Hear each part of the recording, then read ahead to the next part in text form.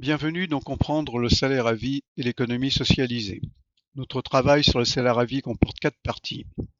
Nous sommes dans cette vidéo dans la partie 1 qui présente les principes du salaire à vie, les institutions qui vont avec, ainsi que l'économie socialisée et les contraintes que nous allons rencontrer.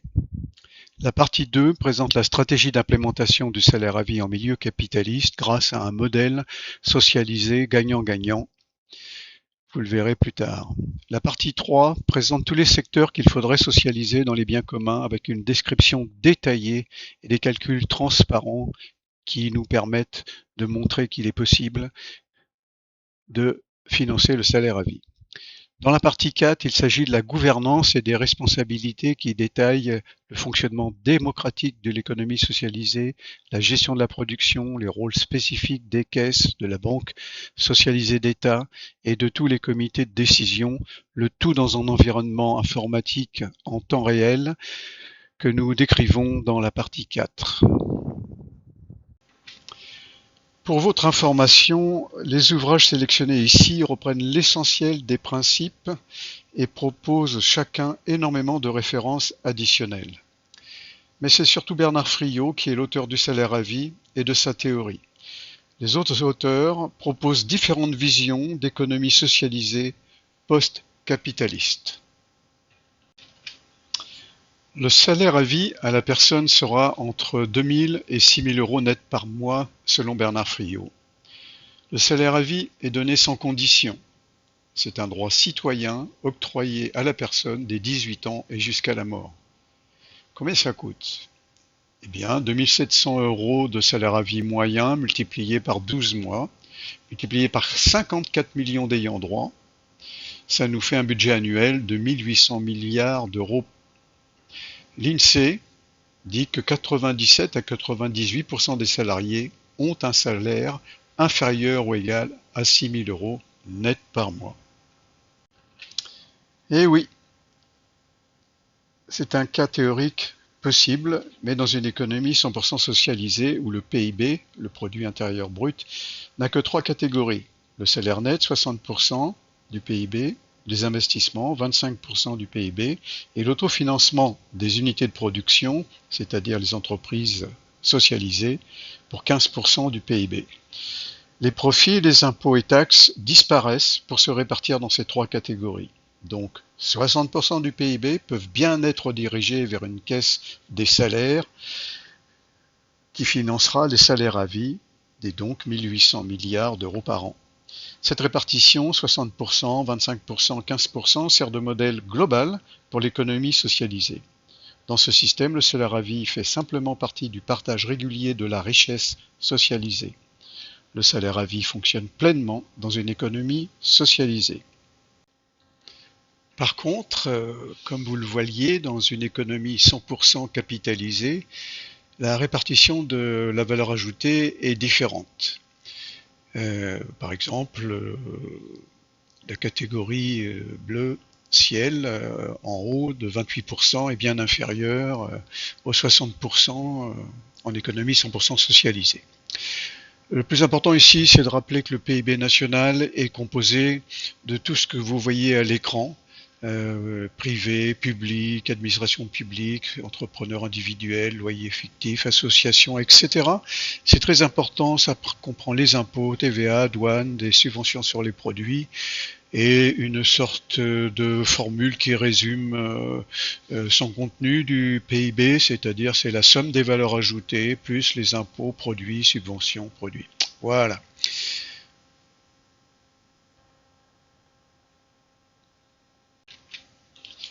La valeur ajoutée dans ce graphique est présentée en bleu ciel et on voit qu'une cotisation salaire est prélevée sur cette valeur ajoutée de l'unité de production pour réalimenter la caisse des salaires, la CAS. De même, une cotisation investissement également prélevée pour financer la CEI, la Caisse économique d'investissement, et des caisses annexes dépendant de chacun des secteurs économiques. Les caisses sont dirigées démocratiquement par les travailleurs eux-mêmes. Dans une économie entièrement socialisée, les cotisations équilibrent les salaires et les investissements en tenant compte des réajustements de la demande de production annuelle. Ce cycle cotisation vers caisse, vers salarié, qui dépense dans les unités de production, est comparable à un système de pompe à socialisation autonome. Cette pompe aspire la valeur ajoutée et la redistribue intégralement. La Banque socialisée d'État, la BSE, ici en grisé, est conçue pour créer de la monnaie sans recourir à l'emprunt ni à l'intérêt, uniquement dans des situations spécifiques. On en reparlera dans la partie 2. Il ne faut pas confondre la socialisation avec nationalisation et privatisation. La socialisation est une gestion démocratique par les citoyens, alors que la nationalisation est une gestion faite par l'autorité de l'État, qui est verticale, mais sans profit. La privatisation est une gestion par autorité verticale également, mais avec des profits accumulés. Il n'y a pas de salaire à vie sans socialisation, mais pas forcément à 100%. Parmi les ouvrages que nous avons consultés, nous pouvons résumer l'organisation de la production démocratique par trois exemples, trois techniques parmi les auteurs. Ici, les deux premières, la coordination négociée de Devine et Adamant et l'économie participative de Albert et Hanel. Tous ces gens proposent des façons de faire circuler l'information dans le pays, dans toutes les institutions de l'économie socialisée, à gauche plutôt de manière en étoile, à droite plutôt avec deux flux, des conseils et des comités qui sont plutôt du côté des ménages et de la consommation pour renvoyer des informations du côté de la production à gauche, et réciproquement coordonner le plus possible en laissant parler les gens sur les sujets qui les concernent. Voilà le principe général. Alors il y en a énormément, nous avons pris ces deux-là, mais c'est pour vous montrer que énormément de gens ont réfléchi à faire fonctionner l'économie socialisée.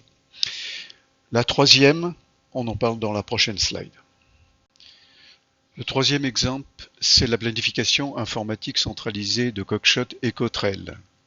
Ces auteurs proposent de définir une grande matrice où toutes les interactions 2 à 2 entre les unités de production permettent de savoir, par exemple, pour fabriquer une tonne d'acier pour une unité de production dans le secteur minier, qui nécessiterait X kg de charbon venant d'une autre, etc., Y kWh d'électricité, Z heures de travail. Cette méthode permet de résoudre à un instant T les besoins. Et donc le vecteur X, c'est le vecteur des productions totales par secteur. A, on vient de le définir. D, c'est la demande finale, c'est-à-dire ce qui est directement consommé par les ménages, l'État. L'idée est de déterminer la production minimale nécessaire pour satisfaire la demande sans gaspillage en temps réel ou presque. L'intérêt de leur méthode, c'est qu'elle nécessite un support informatique sophistiqué avec des gros moyens de calcul, et nous en sommes inspirés pour notre modèle qu'on vous décrira dans la partie 2. On s'intéresse au fonctionnement des unités de production et d'abord leur création ou leur conversion. Pour une création depuis zéro, n'importe quel collectif coordonné par l'auteur d'un projet, il peut déposer un dossier décrivant le projet, et un comité d'aide à la création-conversion l'assistera et fera participer tous les comités dont on a parlé dans les slides précédentes pour l'intervention démocratique de tous les gens concernés par ce projet. Pour la conversion des entreprises capitalistes en unités de production, les choses se font plus simplement puisque, en fait, une entreprise change de nom, mais physiquement, rien ne change, à part le fait que les salariés vont passer en salaire à vie et que les propriétaires de l'entreprise devront être indemnisés, mais ça, on le verra plus tard. Dans les deux cas, les créateurs ou les convertis ne sont pas ou ne sont plus propriétaires de leur outil de travail. On parle des usines, des machines, des bureaux, etc. Ils en ont l'usage seulement. Les investissements, par contre, sont financés par l'intermédiaire de la Caisse économique des investissements et ils sont gérés par les citoyens. Et donc ces investissements appartiennent à la collectivité totale et sont entretenus par eux.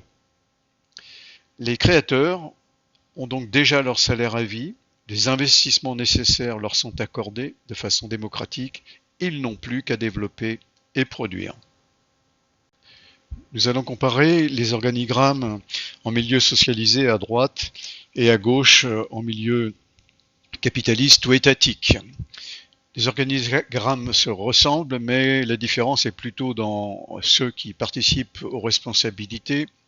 Dans l'économie capitaliste ou étatique, le conseil d'administration, ce sont soit des actionnaires, soit des grands fonctionnaires de l'État.